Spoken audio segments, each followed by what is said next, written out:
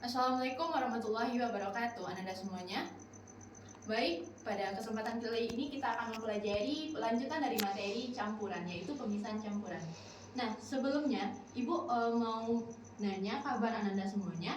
Apakah baik? Semoga kalian dalam keadaan sehat walafiat. Nah, di sini persepsi pada pembelajaran kita kali ini yaitu yang pertama, apa itu campuran dan apa saja jenis-jenis campuran. Dan yang kedua, apa saja cara-cara pemisahan campuran dan contoh-contohnya pada kehidupan sehari-hari.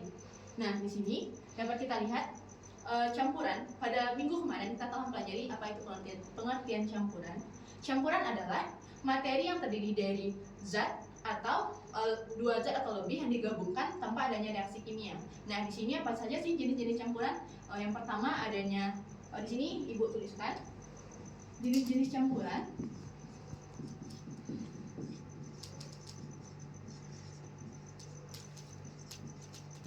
Yang pertama adanya campuran heterogen. Dan yang kedua adanya campuran homogen.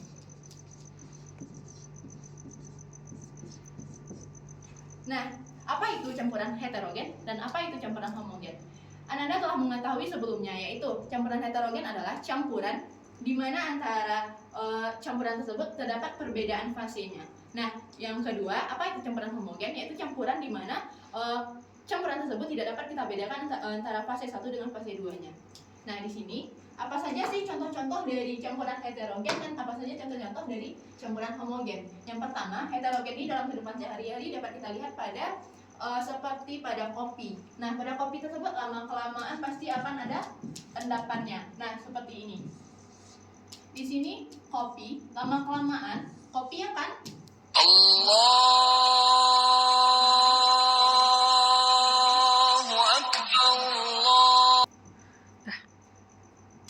lama-kelamaan kopi yang kita endapkan akan ada endapan di bawah, dan ini bisa termasuk, inilah alasan masuknya kopi ke dalam jenis campuran heterogen.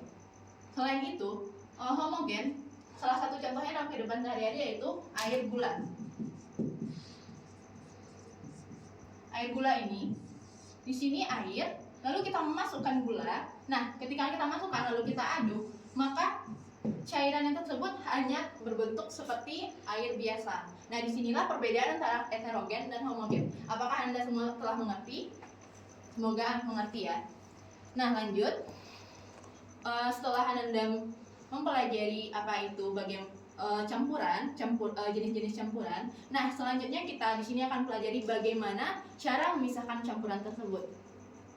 Sebelumnya, Ibu ingin menyampaikan terlebih dahulu, tujuan dari pembelajaran kita adalah peserta didik mampu menentukan jenis-jenis pemisahan campuran. Yang kedua, peserta didik mampu menganalisis pemisahan campuran dengan berbagai cara berdasarkan fungsinya, berdasarkan sifatnya. Nah, di sini untuk minggu ini kita mempelajari materi dengan metode pembelajaran problem based learning. Yang pertama, orientasi masalah, dan yang kedua, mengorganisasikan kegiatan pembelajaran. Yang ketiga, membimbing penyelidikan mandiri dan kelompok. Yang keempat, mengembangkan dan menyajikan hasil karya. Yang kelima, analisis dan evaluasi proses pemecahan masalah. Nah, metode ini akan dilakukan di kelas pada minggu depannya, dan pada kesempatan ini kita akan melanjutkan tentang materi dari pemisahan campuran. Sebelumnya, Ibu memberikan sebuah orientasi masalah pada gambar di depan. Di sini Anda dapat melihat adanya salah satu contoh pemisahan campuran dengan cara dekantasi yang ada pada kehidupan sehari-hari, yaitu mencuci beras dengan air. Lalu ketika Anda mencuci beras, dipastikan air tersebut pasti Anda buang kan? Jadi air tersebut Anda buang dengan secara hati-hati dan perlahan. Nah, cara inilah yang disebut dengan pemisahan campuran dengan dekantasi. Nah, ini dekantasi. Yang pertama, dekantasi, pemisahan antara padatan dengan cairan dengan cara menuangkannya secara hati-hati. Seperti contohnya itu pada memisahkan beras dengan airnya tadi. Di sini dapat dilihat pada gambar Ananda. Di sini di sini ada campuran water dengan padatannya. Di sini kita umpamakan sebagai ini beras dan ini air cuciannya. Nah, di sini dapat kita pisahkan. Kita ingin memisahkan antara air dengan berasnya. Nah, di sini dengan adanya bantuan sendok apa ya? Pengaduk. Nah, di sini pengaduk ini kita perumpamakan sebagai tangan kita di saat mencuci beras. Nah, perlahan air cucian berasnya kita turunkan ke bawah dan didapatkan air dan didapatkan pemisahan dengan berasnya. Nah, begitu salah satu contoh dari dekantasi dalam kehidupan sehari-hari. Berikutnya, contoh dari pemisahan campuran yaitu adanya filtrasi. Baik, di sini Ibu tuliskan lagi.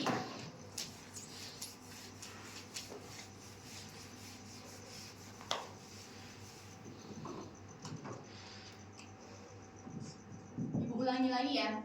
Jenis-jenis dari pemisahan campuran.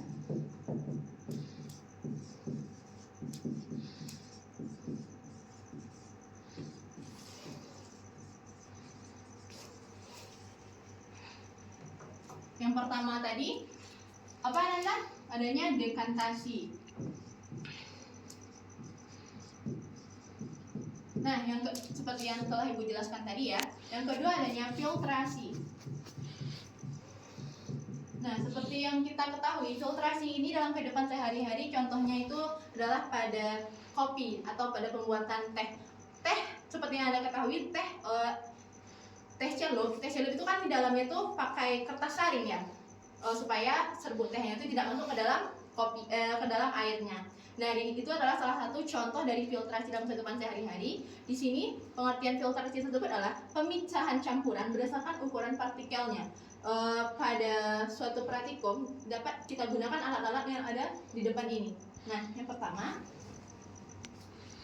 ini kita menggunakan gelas kimia. Ini adanya corong. Ini gelas kimia dan di dalam corong adanya kertas saring. Kertas saring ini berfungsi untuk menyaring partikel yang berukuran besar, sedangkan larutannya akan turun ke bawah. Nah, di sini statif ini berguna untuk mempermudah pemegangan corongnya. Ini bisa kita ganti dengan tangan kita sendiri.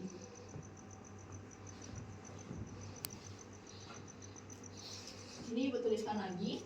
Filtrasi ini berdasarkan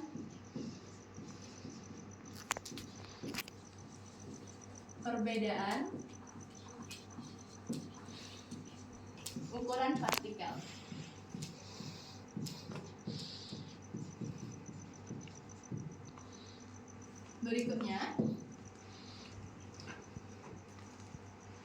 Berikutnya pemisahan campuran yang kita pelajari adalah destilasi. Dapat dilihat di depan Anda, destilasi adalah metode pemisahan campuran berdasarkan perbedaan titik didihnya. Di sini kita dapat menggunakan alat yang biasa ada di labor.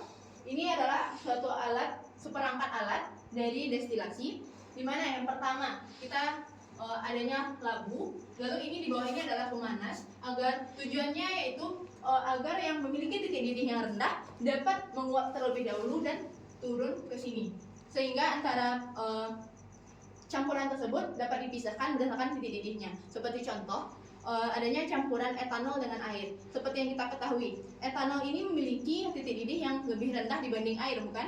Nah, titik didih etanol ini perkiraan antara 60 sampai 70. Nah, di sini cara memakai alat ini kita atur suhu ini mencapai sesuai dengan suhunya etanol, yaitu 60 derajat, agar etanol menguap terlebih dahulu dan terpisahkan ke sini, sehingga yang tersisa di labu ini adalah apa?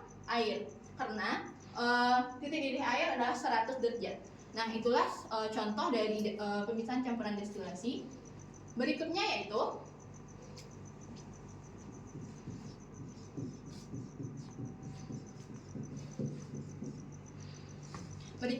ekstraksi. Di sini dapat Anda lihat, ekstraksi adalah metode pemisahan campuran dengan melarutkan bahan campuran dalam pelarut yang sesuai. Nah, metode ekstraksi ini biasanya digunakan untuk mengekstrak dari tumbuhan untuk keperluan, misalnya keperluan obat-obatan atau keperluan pangan dan lain sebagainya. Nah, untuk melakukan ekstraksi tersebut terdapat berbagai cara, Nanda. Yang pertama adanya reflux, maserasi, dan coklat dan lain sebagainya. Nah, di sini Ibu memberikan salah satu contoh alat dari yaitu alat reflux. Nah, di sini dapat Anda lihat. Di sini ini adanya labu. Nah, di sini adanya tabung kondensor, di mana nanti di dalam labu ini akan menguap pelarut yang kita pakai. Nah, di sini yang dua ini yaitu adanya adanya selang untuk memasukkan air sebagai kondensor yang akan kita gunakan. Nah, nanti lama-kelamaan pelarut tersebut akan semakin kering dan mengekstrak dari zat yang kita pakai. Seperti kita mengekstrak mengekstrak cengkeh, maka ekstrak cengkeh akan terkumpul di dalam ini dan terekstrak sempurna dengan pelarut yang sesuai. Nah, di sini kita lanjut aja ya. Lanjut yaitu metode berikutnya yaitu kristalisasi.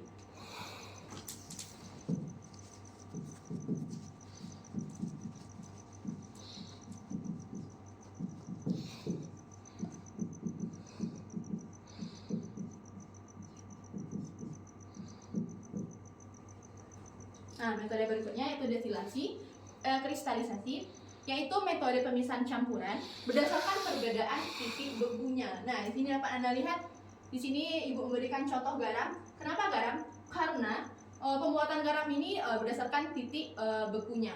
Di sini biasanya di laboratorium dapat kita kerjakan seperti berikut ini, di mana di dalam gelas ini itu adalah air garam, campuran air garam, dan yang kita panaskan hingga melalui titik jenuhnya. Ketika sudah titik jenuh, maka lama-kelamaan campuran air garam ini akan mengendap dan lama-kelamaan akan mengkristal kembali. Nah, itulah salah satu metode kristalisasi yang Ibu maksud. Nah, Nanda, untuk pertemuan kali ini kita cukupkan sampai 5 metode pemisahan campuran. Baik, sebelumnya Ibu mau meringkas kembali apa saja sih metode-metode pemisahan campuran telah kita pelajari sebelumnya. Nah, yang pertama, ini sudah Ibu catat tadi. Yang pertama dekantasi. Ibu ulangi kembali, dekantasi adalah pemisahan campuran dilakukan dengan cara menuangkan secara hati-hati agar terpisahnya antara padatannya dan larutannya. Nah, di sini menuangkan dengan hati-hati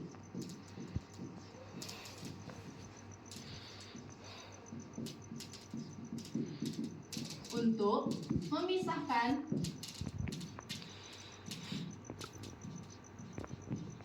larutan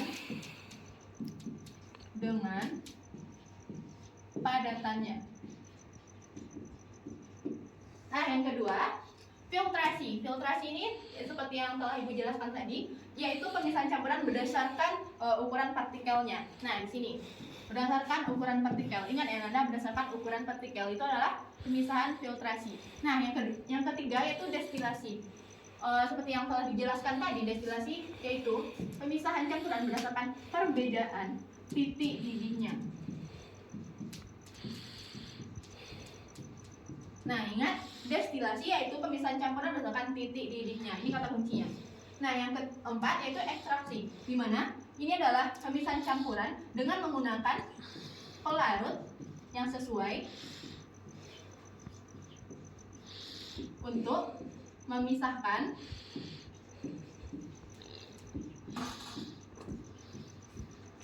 zat yang akan diekstrak.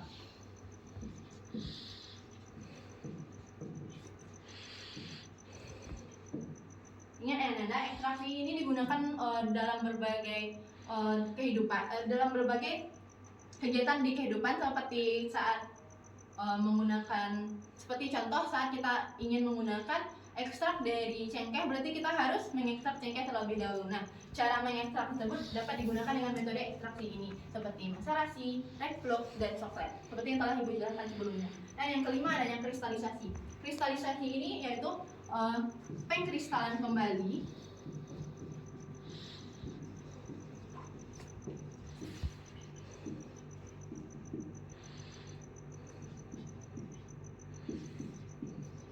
zat yang akan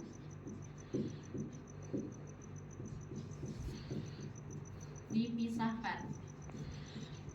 Oke. Nah, itulah kesimpulan yang dapat kita ambil dari pembelajaran kita hari ini, yaitu yang pertama dekantasi, filtrasi, destilasi, ekstraksi, dan kristalisasi. Nah, Sekian pembelajaran tentang pemisahan campuran kali ini. Semoga Ananda dapat memahaminya dengan mudah ya Ananda. Kalau seandainya ingin mendapatkan informasi yang lebih lanjut, bisa Ananda cari di buku yang benar-benar terpercaya. Lalu kita lanjutkan pembelajaran berikutnya, yaitu di minggu depan seperti yang telah Ibu jelaskan pada classroom. Dan sekian, jika ada kata-kata yang salah dari Ibu mohon dimaafkan. Assalamualaikum warahmatullahi wabarakatuh.